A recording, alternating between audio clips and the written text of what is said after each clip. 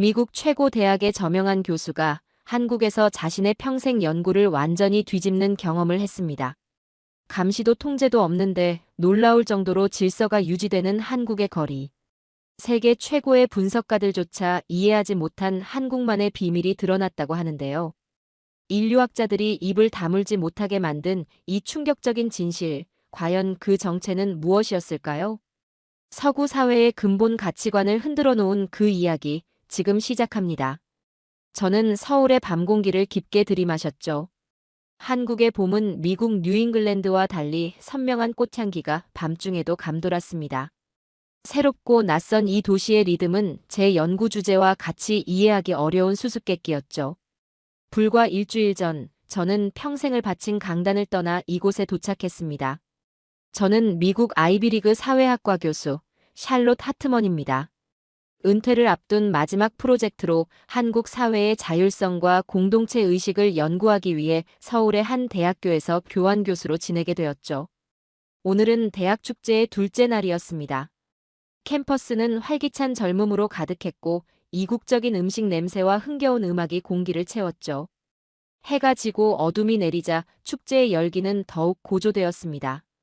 저는 멀리서 들려오는 음악을 따라 천천히 중앙광장으로 발걸음을 옮겼죠. 학생들은 삼삼오오 모여 음식을 나누어 먹고 대화를 나누며 웃고 있었습니다. 놀라운 것은 시계가 저녁 10시를 훌쩍 넘겼는데도 축제가 끝날 기미가 보이지 않는다는 점이었죠.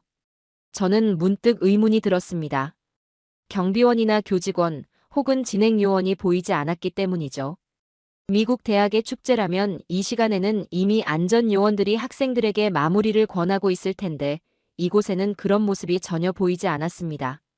누구도 출입을 통제하거나 음주를 감시하지 않았고 심지어 음악 소리를 줄이라는 지시조차 없었죠.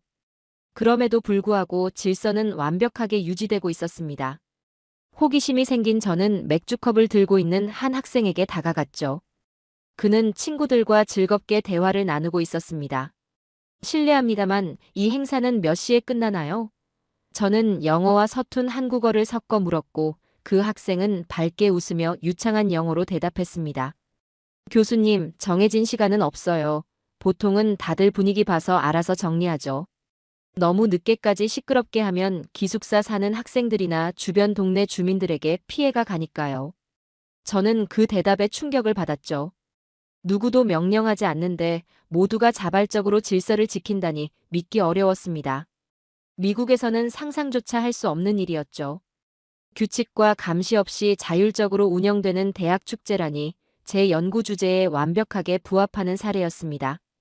그날 밤 숙소로 돌아오는 길에 저는 계속해서 그 학생의 말을 곱씹었죠. 분위기를 봐서 알아서 정리한다는 것, 그리고 타인을 배려하는 마음이 규칙보다 더 강력하게 작용한다는 사실이 놀라웠습니다. 제 머릿속에는 수많은 의문이 떠올랐죠. 어떻게 이런 자율적인 시스템이 가능한 것일까요? 이것이 한국 사회만의 독특한 특성인지 아니면 제가 지금까지 미처 보지 못했던 인간 공동체의 또 다른 가능성인지 궁금했습니다. 저는 호텔방 창문을 열고 서울의 밤 풍경을 바라보았죠. 이 도시는 제가 알던 것과는 전혀 다른 방식으로 움직이고 있었습니다. 규칙과 감시보다 신뢰와 배려가 먼저인 사회. 이것이 제가 앞으로 석 달 동안 탐구하게 될 한국의 모습이었죠. 저는 노트북을 열고 오늘의 경험을 기록하기 시작했습니다. 이것은 단순한 문화적 차이를 넘어 제 연구의 근본적인 방향을 바꿀지도 모르는 첫 번째 발견이었죠.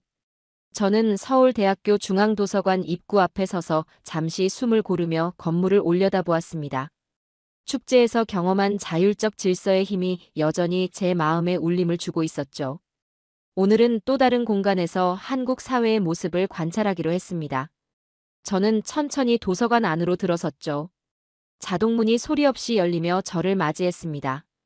안으로 들어서자마자 저는 깊은 정적에 둘러싸였습니다. 몇백 명의 학생들이 각자의 자리에 앉아 공부하고 있었지만 도서관 전체는 믿기 어려울 정도로 조용했죠. 미국 대학 도서관에서도 조용한 분위기는 유지되지만 이곳의 침묵은 그 차원이 달랐습니다. 책장 넘기는 소리, 키보드 두드리는 소리만이 간간히 들릴 뿐이었죠. 가장 놀라운 것은 누군가 자리에서 일어날 때였습니다.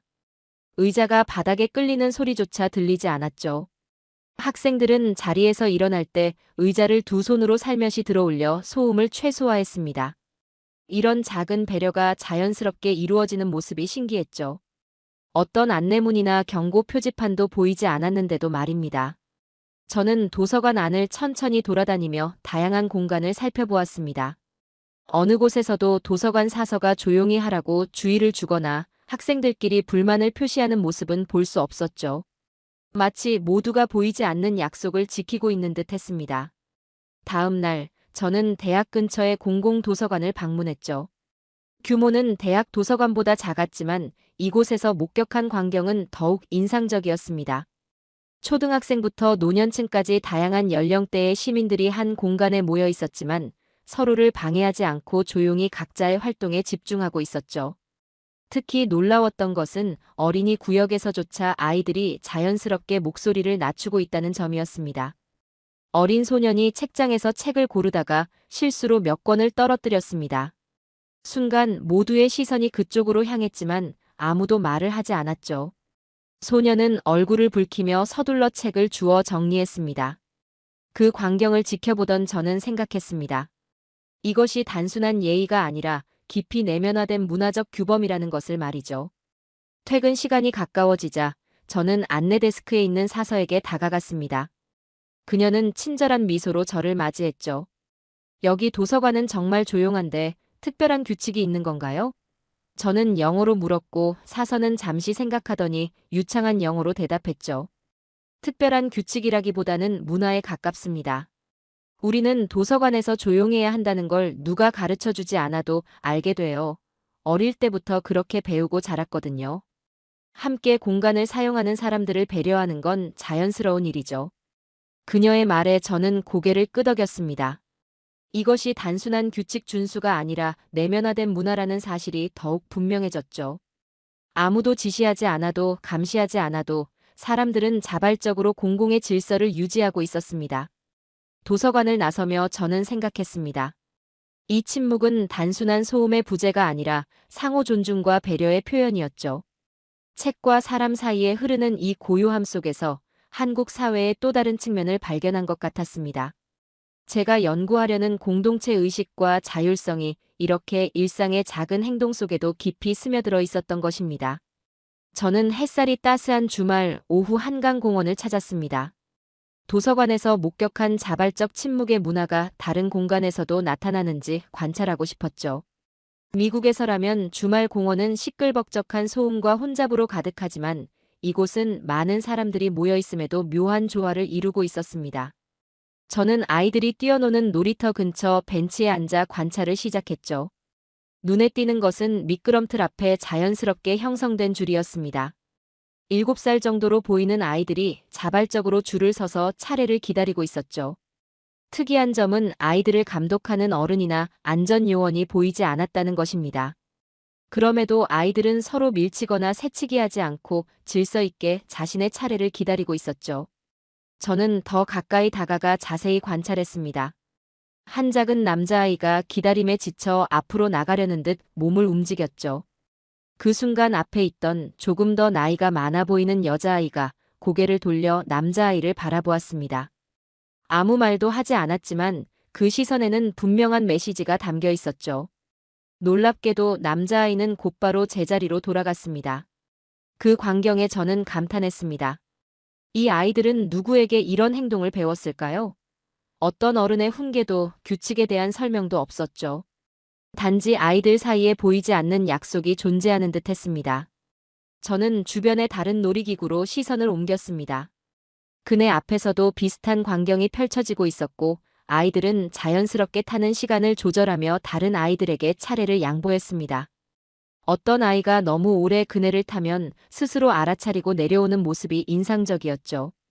가장 놀라운 장면은 작은 다툼이 일어났을 때였습니다. 두 아이가 같은 장난감을 두고 잠시 실랑이를 벌였지만 곧 서로 양보하며 함께 놀기 시작했죠. 아이들이 보여주는 이런 갈등 해결 능력은 어른들도 배울 만했습니다. 저는 아이를 데리고 온 한 어머니에게 다가가 대화를 시도했습니다. 영어가 가능한지 물은 후 질문을 던졌죠. 아이들이 이렇게 자율적으로 질서를 지키는 모습이 놀랍네요. 특별한 교육을 시키나요? 저는 호기심 어린 눈으로 물었고 어머니는 잠시 생각하더니 미소를 지으며 대답했죠. 특별한 교육이라기보다는 일상 속에서 자연스럽게 배우는 것 같아요. 가정에서도 그렇고 유치원이나 학교에서도 서로 배려하는 방법을 강조하거든요. 그리고 무엇보다 아이들은 어른들의 행동을 보고 따라하죠. 저는 고개를 끄덕이며 깊은 생각에 잠겼습니다. 이것은 단순한 교육의 결과가 아니라 사회 전체가 공유하는 가치였죠.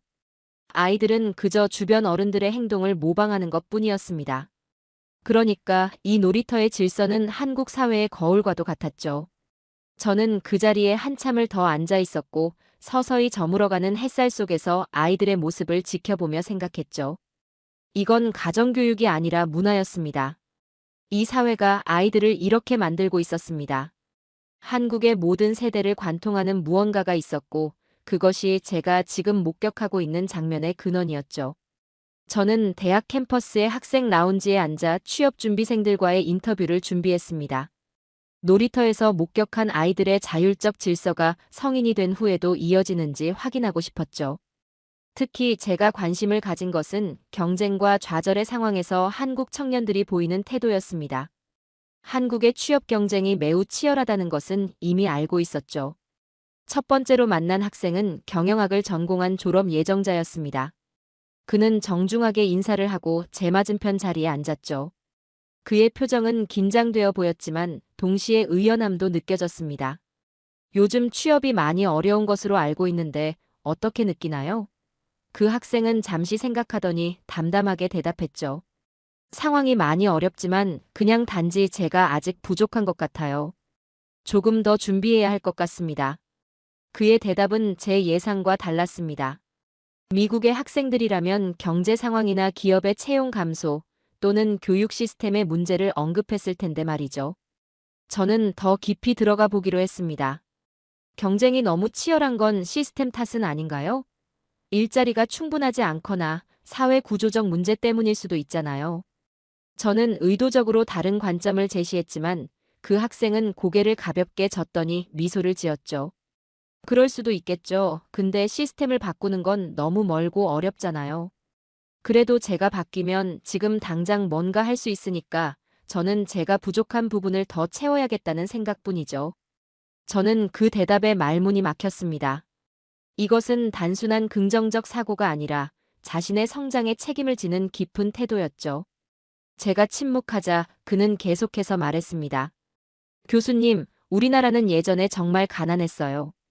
자원도 없고 기반도 없었죠. 그래서 우리 부모님 세대는 모든 것을 스스로 만들어야 했습니다. 저희는 그런 모습을 보며 자랐어요. 어려움이 있으면 탓하기보다 해결책을 찾는 게 몸에 배었죠. 그의 말에 저는 깊은 생각에 잠겼습니다. 이것은 개인의 철학이 아니라 역사적 경험에서 비롯된 집단적 지혜였죠. 급속한 경제 발전을 이룬 한국의 역사가 이런 자기 책임 의식을 만들어낸 것이었습니다. 그날 저는 여러 학생들을 더 만났고 놀랍게도 대부분의 학생들이 비슷한 태도를 보였죠. 그들은 시스템의 문제점을 인식하면서도 그것을 핑계로 삼지 않았습니다. 대신 자신이 통제할 수 있는 영역에 집중하는 실용적인 접근법을 취했죠. 숙소로 돌아오는 길에 저는 오늘의 인터뷰를 곱씹어 보았습니다. 미국에서는 구조적 문제에 대한 비판이 일반적인데 이곳에서는 자기 성찰이 먼저였죠. 어느 쪽이 더 낫다고 단정할 수는 없지만 한국 사회가 가진 이 독특한 회복 탄력성이 제 마음에 깊은 인상을 남겼습니다. 이것이 바로 제가 연구하고자 했던 한국 사회의 또 다른 측면이었죠. 저는 학생들과의 인터뷰를 마치고 서울 시내를 구경하느라 꽤 늦은 시간에 임시 거처로 돌아왔습니다. 교환 교수 기간 동안 저는 대학 근처 주택가의 에어비앤비에 머물고 있었죠.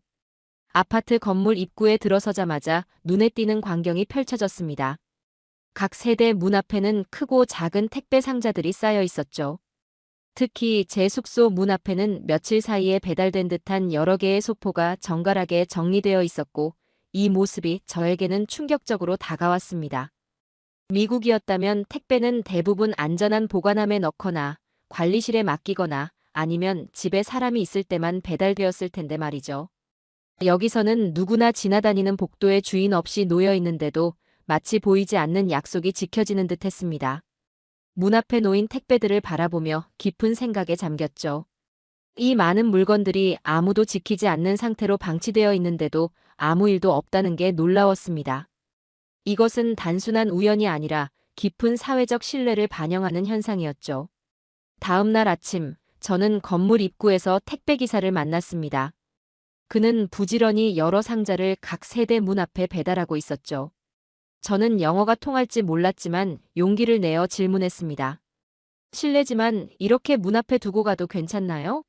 분실되거나 도난당하지 않나요? 저는 궁금증을 참지 못하고 물었고 택배 기사는 잠시 생각하더니 간단한 영어로 대답했죠. 거의 없어요. 가끔 실수로 잘못 가져가는 경우는 있지만 나중에 항상 돌려줍니다. 우리는 서로 믿어요. 그의 말에 저는 고개를 끄덕였습니다. 이것은 단순한 관행이 아니라 공동체가 공유하는 가치였죠. 택배를 보호하는 것은 감시 카메라나 보안 시스템이 아니라 사람들 사이의 신뢰와 상호 존중이었습니다. 저는 제 문 앞에 택배들을 집어들고 숙소 안으로 들어왔죠. 창밖으로 보이는 서울의 아침 풍경을 바라보며 생각했습니다. 이런 신뢰 기반 사회가 어떻게 형성되었는지, 그리고 그것이 어떻게 유지되는지 더 깊이 이해하고 싶어졌죠. 저는 아침에 일어나자마자 심한 오한과 함께 목이 아프다는 것을 느꼈습니다. 택배 상자들을 정리하느라 창문을 열어둔 채 잠이 든 것이 화근이었죠. 서울의 봄바람이 생각보다 차가웠던 모양입니다. 해외에서 아프다는 것은 늘 걱정되는 일이었죠. 특히 의료 시스템이 익숙하지 않은 나라에서는 더욱 그렇습니다.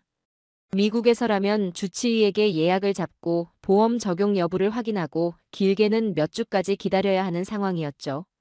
마침 숙소 주인이 알려준 가까운 동네 의원이 생각났습니다.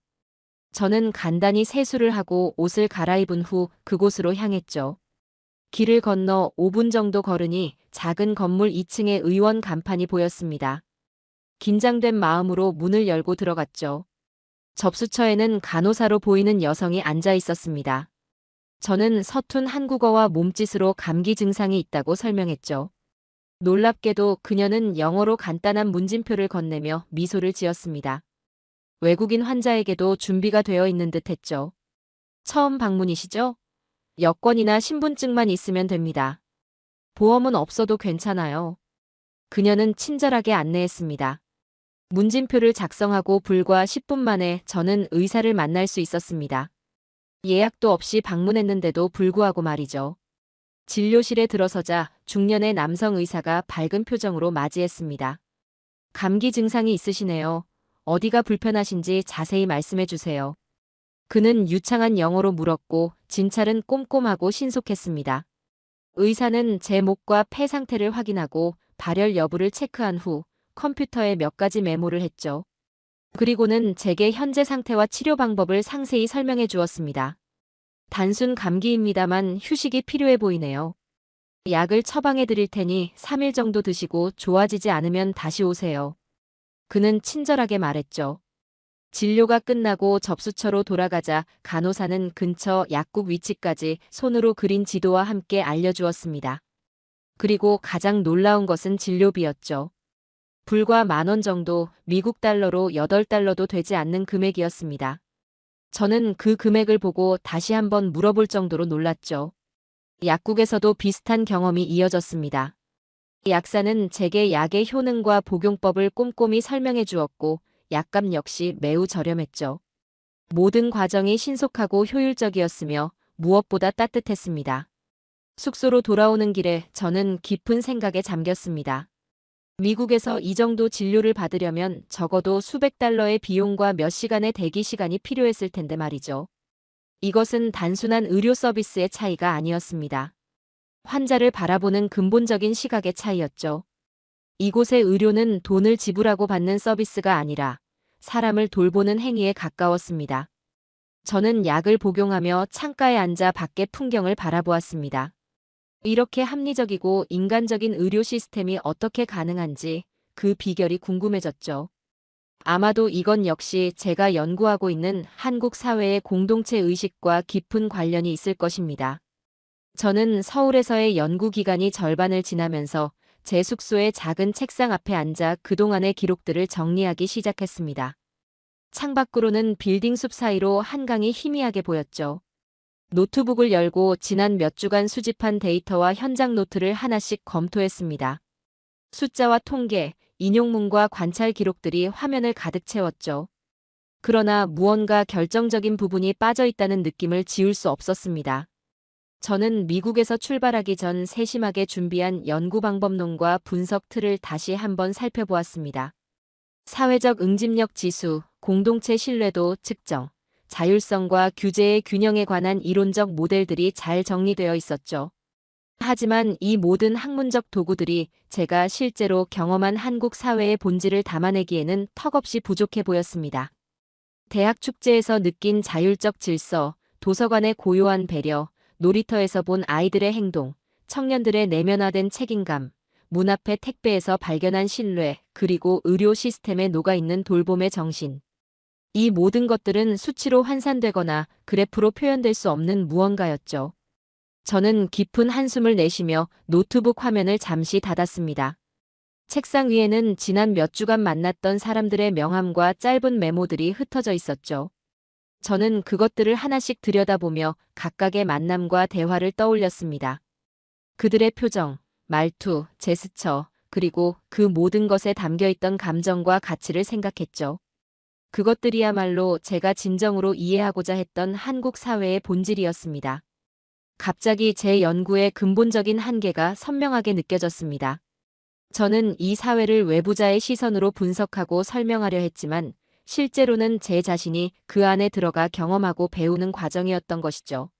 학자로서의 객관적 거리두기가 오히려 진실에 다가가는 걸 방해하고 있었는지도 모른다는 생각이 들었습니다. 저는 침대에 앉아 창밖으로 저물어가는 서울의 풍경을 바라보았습니다. 고층 빌딩들 사이로 노을이 물들고 있었죠. 이 도시의 겉모습은 뉴욕이나 시카고와 크게 다르지 않아 보였지만 그 속에 흐르는 사람들의 리듬과 관계의 방식은 전혀 달랐습니다. 그것은 제가 알고 있던 어떤 사회학 이론으로도 완벽하게 설명할 수 없는 독특한 무엇이었죠. 저는 다시 책상으로 돌아와 새 문서를 열었습니다. 이번에는 숫자와 이론 대신 제가 직접 보고 느낀 것들을 있는 그대로 적어 내려갔죠. 객관적 분석이 아닌 주관적 경험과 깨달음에 초점을 맞추기로 했습니다.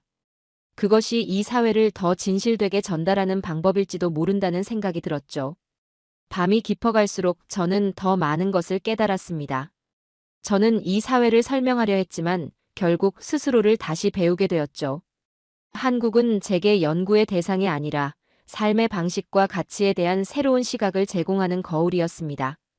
분석의 대상이 아니라 살아내야 이해할 수 있는 세계였죠. 창밖 서울의 불빛들이 하나둘 켜지기 시작했습니다. 저는 조용히 생각했죠. 배움은 끝나지 않았습니다. 제가 알고 있던 것만으로는 세상을 다 이해할 수 없다는 것을 이곳에서 다시 배웠습니다. 사회학자로서의 제 여정에 새로운 장이 열리고 있다는 느낌이 들었죠. 저는 한국에서의 연구를 마치고 미국으로 돌아온 지 한 달이 지났습니다. 제 연구실 창문 너머로 보이는 보스턴의 가을 풍경은 아름다웠지만 마음 한편에는 서울에 대한 그리움이 자리 잡고 있었죠. 미국으로 돌아온 후에도 저는 한국 사회에 대한 연구를 계속했습니다. 그러나 이제 제 관심은 한국이라는 국가를 넘어 전 세계에 흩어진 한국인 공동체로 확장되었습니다. 어느 날 저는 뉴욕의 작은 한인 식료품점을 찾았고 그곳에서 본 광경은 서울에서의 경험과 놀랍도록 닮아 있었죠. 손님들은 조용히 줄을 서서 기다렸고 서로에게 자연스럽게 양보하는 모습이었습니다. 계산대 앞에서 한 노인이 동전을 떨어뜨렸을 때 뒤에 있던 젊은이가 재빨리 주워 건네는 모습에서 한국에서 보았던 그 배려와 존중이 그대로 살아있음을 느꼈죠. 다음 주에는 지인의 소개로 보스턴 근교의 한글 학교를 방문했습니다. 아이들이 한국어를 배우는 교실에서도 같은 문화적 패턴이 보였죠. 아이들은 선생님의 지시 없이도 질서 있게 행동했고 서로를 챙기는 모습이었습니다. 수업이 끝난 후 교장 선생님과 나눈 대화가 특히 인상적이었죠.